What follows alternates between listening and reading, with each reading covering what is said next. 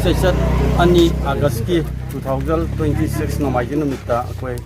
Milan sinduna koi leba ki thakta pangthorak pa mairui singi mitei meke atho he changdam na ba kulak su ba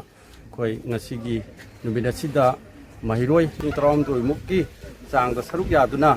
atho he changdam na chi pangthokre loina nang tho he changdam na ba sigi result si laiba August ki tang tara taruk phaugi manungda leibang myang khangna koi pau sigi kuthang da sungsoi soidana lakhosagani loinana masida athoi hen changdam na basida mana phangada ba mairoi singna laiba August ki tang tara ga nipan milal lingkhat ki ba sahi kulhumdoi surakpa mapo kumon thoronga mari lainana Jawaharlal Nehru Dance Academy hall da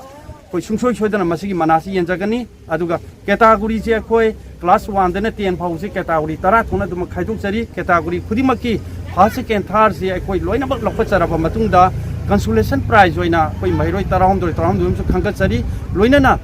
handwriting kui phajabagi damakta jo koi mairoi amamang kansa koi category khudimaki lokpa chari loinana first second third se koi mana oina lupa lising nipal lupa lising taru lupa lising mari loinana consolation gi oina lupa lising amamang su thamjari handwriting gi lising ama loinana masigi matata koi memento amadi certificate loinana lengyan su koi changtamna basida koi mana phangaba mairoi singna sungsoi soidana phangbada yawbigani loinana laiba August ki tang 19 milal gi foundation de kulumdoi suba thorom numit asida mana yengadori basida kanagumba laibak ki kanagumba onaisal amatana ban blockade to bidana ba amuka johana milal gi maige degi lamdam sigi miyamda appeal tawjari haba wafam si thamjari